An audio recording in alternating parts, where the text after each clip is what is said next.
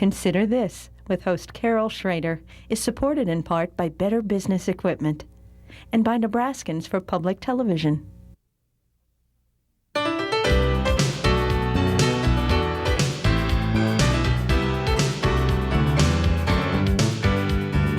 Consider This, a news and information program recorded on the campus of the University of Nebraska at Omaha.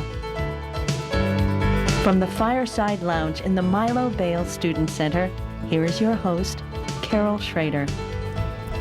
Hello and welcome once again to UNO. It's election time, and what that means here at Consider This, at least it's a relatively new tradition, but it's a fun one nonetheless, is to get two of my favorite people, the tag team political experts of the state of Nebraska, and that is the head of the Nebraska Democratic and Republican parties, Chuck Segerson, Republican. I want to make that all perfectly clear, although it will be in a moment, and Ann Boyle from the Democratic Party.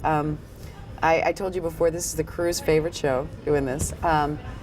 Some people will see this after the election, just because we air it on and off throughout the state for a week, and some people will see it before, so it may be as interesting afterwards. But we've got at least a ball game in the presidential race for sure. Where? In Nebraska? I don't think so. Okay. Here he goes. Okay. You know, there's just so many topics. I don't know. I'm having a hard. Let's just start on top. Okay. Let's talk about the presidential race in Nebraska. And let's, you know, it's been a foregone conclusion to some people, particularly Republicans, that Al was not going to do well. Mr. Gore, the vice president, is not going to do well. Does he have a shot at winning? Well, if you were a handicapper in Nebraska, since a Democrat has not won the presidential race in Nebraska since 1964. Well, I just didn't want to see him bias questions, so that's why I asked you. But thank you for asking. If he does, then he will be a modern-day miracle man. I always believe in being candid. I don't like to stretch the truth. All right, so we've got no horse race in the presidential race, but what effect is that going to have, Nebraska, on everything you've been working for versus everything you've been working for? It makes a kind of a party for you, doesn't it? Well, because George W. is going to win by such a big margin in Nebraska, it's a little bit easier for us because we can still tout the top of the ticket, and we hope the top of the ticket will develop coattails, which will sweep other people into the office. But the difficult part is that because Nebraska was a foregone conclusion, George W. and Al Gore never came to Nebraska. And we missed something about that. When it would be nice to have their presidential candidate come. It sure would. And I'll predict on that the coattails will be about the length of a jacket. Yeah, explain a little bit. Well, the jacket doesn't really have coattails. I got you. I think Nebraskans are very independent thinkers, and we always have been. The proof of that is we've elected Democrats to statewide office. We've elected them to statewide federal office on state level. I really do believe, and I don't know if it's unique to Nebraska because of there's a big nonpartisan contingency to how we do things here. Our mayors are elected on a nonpartisan basis, so is the legislature, so are school boards. That people make their decision based on the race, and they're not really swayed too much by the endorsement, especially at the top of the ticket where they're high-profile offices. You just talked to Scott Moore, Secretary of State. I did. And some interesting numbers on how people are registering. Yeah. And in a way, it makes you happy, but as a person that's always kind of like that independent spirit, the independent numbers are going down, and there's a bit of a shift in your favor. Well, the vote this time is going to be the voter registration is 49.5 Republican, 36% Democrat, and 16% independent. And the independents have grown a little bit, and mostly from the Democrats, and the Republicans have grown a little bit. The margin is now 145,000 voters, Republican over Democrat registration. So it's a very significant amount. What reason would you give, Ann, for this shift? I know in Douglas County, they've gained quite a few Republicans. And I was looking at those numbers in this morning's paper, and there has been somewhat of an increase in the Democratic side, somewhat on the Republican. The interesting one is the independents, so with the 15% increase since the last time they tallied those numbers. And I really can't account for it because this administration has been very successful. I had somebody just tell me this morning, a young man who's a cameraman from one of the network TV stations, he said, my life is better today because of what's happened in this administration. So I can't quite, and I never have been quite able to figure it out. I have a good friend whose son is registered as a Republican. He said, he is I guess you would characterize him as a social liberal. He is pro-choice, which I am pro-life, which I'm out of sync with my party. He's out of sync with his.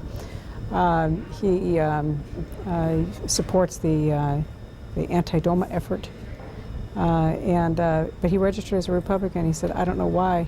And the best way I can explain it is this, President Clinton said it at the National Convention. If you want to live like a Republican, vote for the Democrats. And so maybe they're thinking, if I vote for the Democrats, I'll get to live like what I perceive the Republicans to live like. That's I don't. convoluted logic. You stayed very calm there. Yeah, I just, it gets Chuck? deep and I have to lift up, but, So where do we stand? We've got a big race on this. The big race in Nebraska is for the U.S. Senate seat, Right. and it has been, it's been a. Well, I don't know. How do you characterize it? Do you characterize it as a pretty normal for a well-contested federal office? Do you think it's a dirty campaign? It was a hard-fought campaign. The measure of the quote dirty campaigns unquote was the one in 1994, and that was with Christensen and Hoagland. That made the Wall Street Journal. They dubbed it the nastiest, dirtiest race in America, and it was pretty interesting to watch for lie detector tests and everything else. But this race has been hard fought. Sure, there have been charges on both sides. Sure, the candidates have gone out there and defended their positions, but people expect that of politics, and if you don't do it, they're not getting their money's worth. After all, the two candidates walked out there holding hands and said, I'm no different than him, I'm no different than him, vote for me because I'm a nice guy. I wouldn't expect that at all anyway. But some pundits want that. They want friendliness and compromise and everything else. But the fact of the matter is, the people expect us to tell the differences, and they expect the Democrats to tell the differences. And I believe that's what's been done. Well, and the Democrats have to be really holding out on this one. What's your analysis of how the campaign's been? And then you can both pipe in on what effect do you think that had on the undecideds in the Senate, in the Nelson-Stenberg race? As Chuck said, there's some wisdom that people expect campaigns to be where they are. I absolutely don't like them at all. I saw Ben Nelson at a meeting with the AARP, and he was explaining his position on Social Security. And afterwards, I sent a message to Paul Johnson, his campaign manager. I said, I think that the public would be much better served if the ads on TV were ads wherein a candidate stands up and say, this is what my position is on Social Security and why, and take that 1 minute of time and just speak directly to the voters. We will never know until we decide to try that if we will have more participation by the public. Right now, they tell me all the time they hate this. They can't wait till the election's over. They can't stand the constant combat ads. Well, the negative campaigning, and I guess different people have different definitions of negative campaigning. Exactly. To me, it was pretty much as it was defined, working, and this is not putting President Reagan down, but his operatives came up with the concept. I mean, it's been studied sociologically, and by political scientists, that you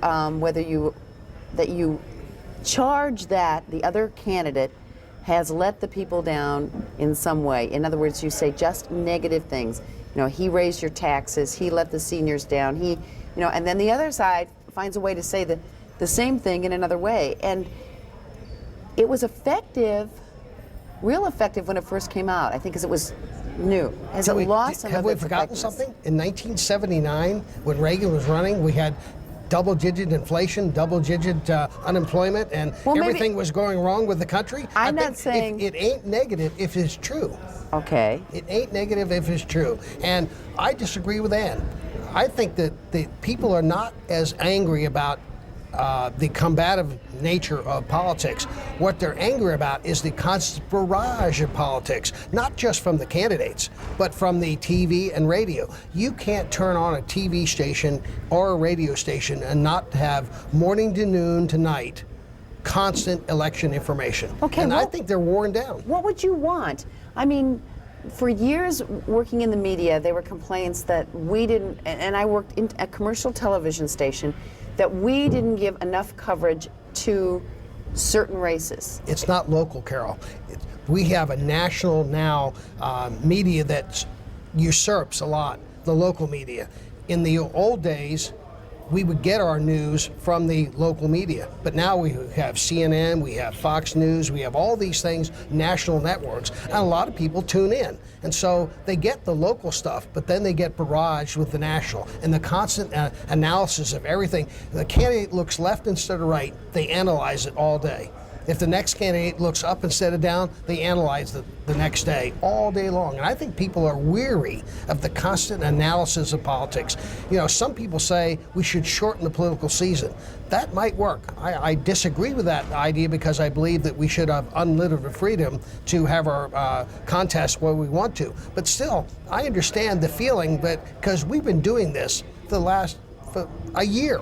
I mean, Don Stenberg, Ben Nelson have been running almost for a year in one form or another for the Senate. People are tired. Well, Stenberg's been running for about 10 years. So be it. but do you feel that the national look, but we turn to it. We get Fox Network and we do this. I mean, we can still pick and choose. I've heard you both on local call-in radio shows. I mean, that's at least local. Sure. And it's a little attention that I think that is paid to local.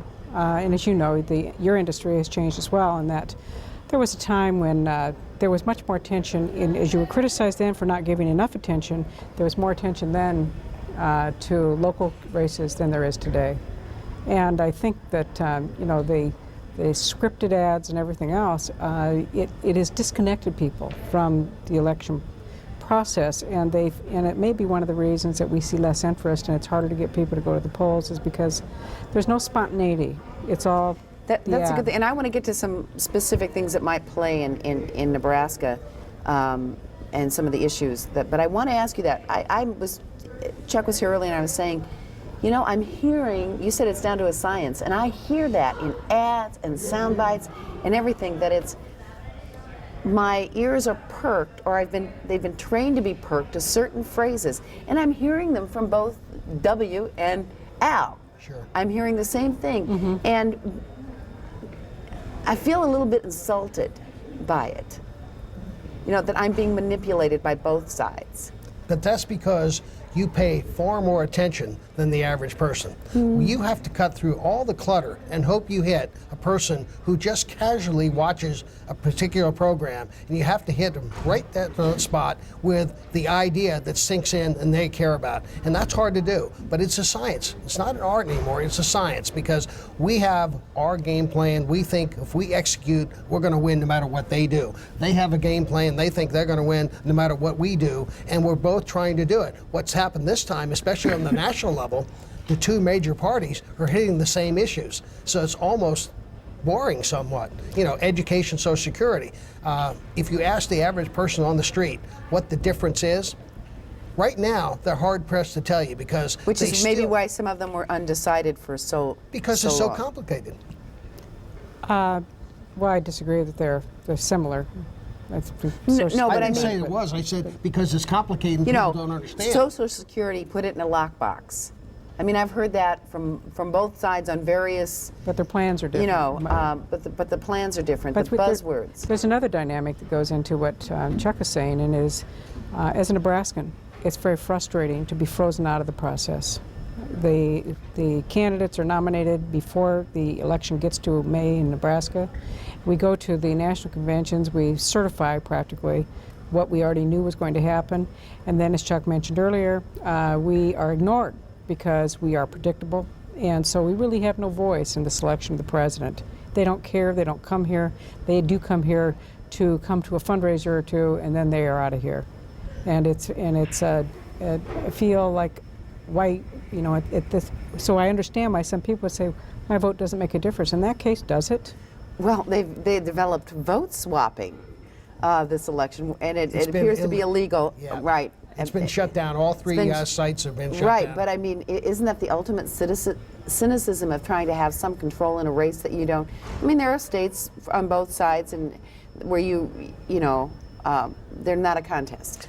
I saw an article in USA Today the other day that showed 19 states, Republican and Democrat, that have gone for their particular parties every year since 1984. Well, when that happens, the candidates just don't come very often, and that's the way it is. But how do you change the system and make Nebraska a stopping point for national candidates?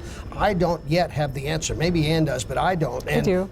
Well, Vote really? for Democrats, and Well, then we'll be in play. That's right. When Nebraska starts Yeah. voting Democrat, the Republicans will be here. Don't count it the next century. Well, that'll certainly make both the media and the opposition stand up and take notice. There's no question about that. But they do. They go to Iowa. Small state, very much like our state. Only 7 electoral votes. We only And have not 5. totally predictable. But I've a been Democrat non-predictable since state. '84. But they're not allied to it. They're not tied at the hip. I mean, they can move around. They have a little flexibility. Well, the East is very, very Democrat. The West is very Republican. And the middle is where you go. And I believe yesterday Bush was in Des Moines, and Lynn Cheney was in Council Bluffs. That's right. You That's work right. your where you can, and Iowa's up for play. And Al Nebraska is Gore will not. be there tomorrow. Yeah. Yep. Well, no, I mean, you can see the states they're working. They're just covering the same territory. The polls seem to, and you can jump on me, Ann, seem to be gotten off dead center. It seems that George W. is picking up a little bit of steam. Am I reading them the way you are? You know, I don't know what you're referring to. I get those national polls every day via email, like I'm sure Chuck does too. And last night I got one on the a series of states that are battleground states, and in those states, Al Gore was winning almost every one of them. I think he was down in Missouri, and I can't remember another one. So this may be the election that we one time have a popular vote loses to the Electoral College, which then you may see a cry by the public to say, we can't do this anymore. People are not being represented this way. I suppose that is that's more of a possibility than it's been in a long. It's happened 3 times, I believe, in our history. The Electoral College does serve a useful purpose, and I won't go into a program now to you could do a solve program. the Electoral 2, College, 3. but I disagree with what Ann says. The Battleground poll has George W. up 7 points. The Pew Research poll, for the first time since July, has George W. up. The polls are showing that George W. is the most likable of the 2 candidates, and you just have to go back to 1992. Certainly George Herbert Walker Bush was more qualified than Bill Clinton to be president, but Bill Clinton was liked by the people and George Bush was not. Well, in this case, George W. Bush is very much liked by the people, and Al Gore is seen as wooden and stiff and not as likable. So therefore, if you look at it, it's very eminently possible that they vote for their likes rather than what they know about the candidates. Let's go back to 1992, and I think the phrase was, "It's the economy, stupid." The economy was not doing And it was well. a lie because It was not a lie. Bill Clinton knew the recession, the minor recession, was over a year before the election, and he lied to the people. If Oh, you win come for on. lies, you have to live with the lies, and he was a liar then. He was a liar the whole time he was president. Chuck, He's going to have his legacy as being a liar. You need to get off it. You The know, man has run I'd a love to let you remarkable just campaign or administration. We are doing incredibly well. Pull off the And gloves. And sometime before his death, I hope someday you would say he was a History good will president. not be kind to Bill Clinton. History will be great to Bill Clinton. let's move to a couple of what I call intervening factors in Nebraska. You have done an incredible campaign to get absentee voters out. Have you done anything comparable? Maybe it's just because I've read about the Republicans' effort. Absentee ballots are way up. Double. And What are you doing, Chuck? What's that? Same Tell me thing what you're doing. Well, same thing as you did, only 3 times. We did 370,000 absentee ballot requests throughout the state of Nebraska, all 93 counties.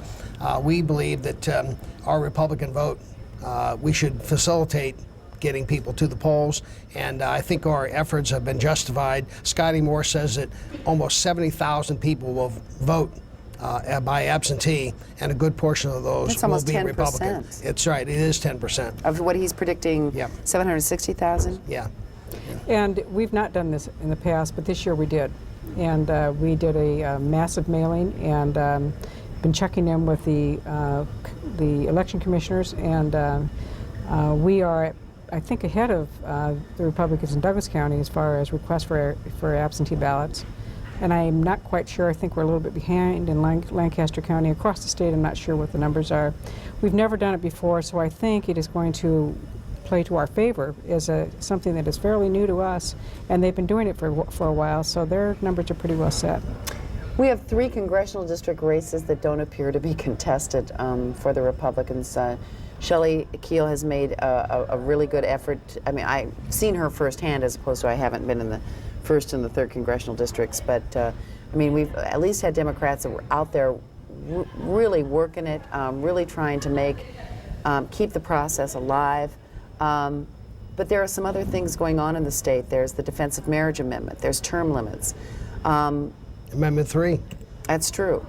take away the petition rights. That's right. So, but those, well, when you throw that in the mix, it kind of ruins my argument here. So, it wasn't even an argument. It was I was going to throw something out for you to react to, and that's that too highly tend to be conservative kinds of things. I mean, the conservatives tend to think, I think more, if you did research, that they would favor term limits, although not everybody, but would favor term limits, and that they would certainly be more apt to vote for the Defense of Marriage, the controversial And the Republican Party and our candidates have come out in favor of defense of marriage. The Democrat Party has come out against the 416. So there's a major Except for difference. Ben Nelson, I think. Party, though, has taken a position opposing it. Correct. That's right. Party has always taken position, even in the face of unpopularity, to do the right thing.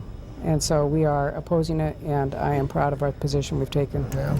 But Yeah, I was 1/3 of the wondering if vote those will be- two things. But we don't do things based on what's popular, Chuck. We do it on what's right. Well, if you believe in representative democracy, you do things that the people want you to do. Well, when it violates the Constitution, when it takes away people's freedoms, when it makes it The an only way you'll know environment that, Ann, is if you take it to court and check it out. But right now, nothing violates the Constitution. If they want to try and claim it violates the Constitution, go for it after the event. But don't say something violates the Constitution before it's even passed. That's disingenuous. Okay, I'm going to go back to my question. Oh, try. I'm going to go back to the 416 and the term limits, and in a way, the limiting of the petition will work maybe in a different way, is that people have an interest in this.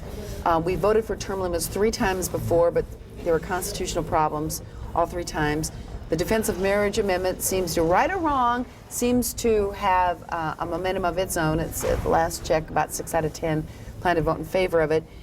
Limiting the petition process might get people out to vote against it because they feel, whether it's right or wrong, they feel that the legislature is trying to take away part of their right. Sure. So those are kinds of conservative, and I use that with a small c, kinds of positions.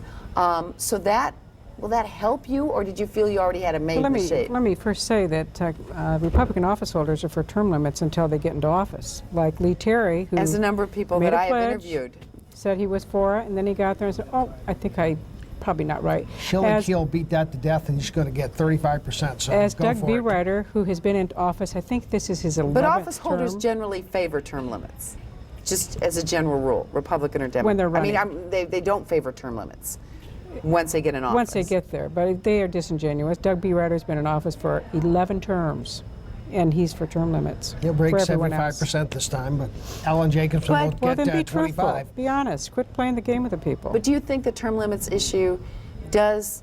Well, I think that term limits is a way that people feel they have some control over. They're cynical a little bit about the political system, whether it's right or wrong. I have some control by limiting your term, whether it's politically sound or not. I think it's a disaster. It is a ready-made recipe for lobbyists to get their way.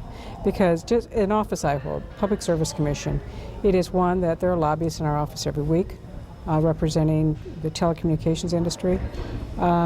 It is a complicated arena, and so I learned the ropes, learned the issues, and to be candid, if I run for one more term, it will be my last term, so I will have term limited myself. But bottom line is, I was watching a show before I came over here with a debate between Doug Bereuter and Alan Jacobson. Doug Bereuter was talking about if Alan Jacobson was elected, he would be a freshman member in the Ag Committee if he would get his way, and suggested you can't get anything done as a freshman. Term limits don't do anything for good government. All they do is allow other people to manage it, and then you're rid of people. Why don't we come back and do this term limits another day so we have a lengthy period of time to talk about it? But do you think that some of these issues are going to help you, or do you think you had it, as I said, made in the shade anyway? I think many conservatives were already planning to vote, but those who are on the fence are going to come vote for some of those issues. Or they might That have should help. one that That's just right. kind of gets them out the door a little. I think those individual issues will drive some people to the polls. Could it make, it won't make that much of a difference maybe in the Stenberg-Nelson race, because Ben has been pretty, appears pretty conservative on a lot of issues. The word is appear, yes. Nice word, Carol. Well, I couldn't have said it better. Serve that way. I wasn't trying to be Well liked by people. biased on that. I was picking very carefully. What is he a liberal on, by the way? I'm not going to worry about it till Tuesday. answer? We'll talk about it Tuesday. Okay, all right. Let's get down to, we're getting towards the end here. Let's get down to some figures. You guys have been, your predictions are fun, if not educational. Presidential race, numbers, percentages, Bush, 6 to 8% nationwide. nationwide, Did you say 68? 6 6 to 8, Oh. winning by 6 to 8. And Nebraska, what would the margin be? Stenberg will win by 30,000 votes. I haven't gotten to Stenberg yet. I'm on the president. Oh, okay. Well, the president, 66%. 66%. So 6 to 8% nationally and 68% of the vote. 66 in Nebraska. 66 in Nebraska. It's going to be Gore, and it's going to be a 51 to 49. And do you want to do the Senate race now? Oh, let's just do it. We're running out of time. Okay, and Nelson, 55 to 45. No way. 55 to 45. Okay, no way. Stenberg, 30,000 votes. Whatever that number is, 30,000 votes.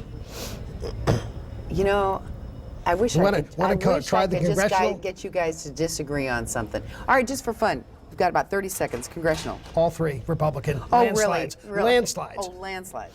Terry, over 65%. Bereuter, over 70%. And Tom Osborne, over 80%. And that's a shock, that last one. You might be right on the last. Okay. And if polls are conventional wisdom, I don't have a number in my head at all. I know that it's a challenge for the Democrats in first and second district. Third district is pretty much. A lost cause. It's Tom a challenge for Osborne. me because I've run out of time. Thank you, as always, Okay. Chuck Sigerson and Ann Boyle. And thank you for joining us on Consider This and Vote, for pity's sakes. Yeah.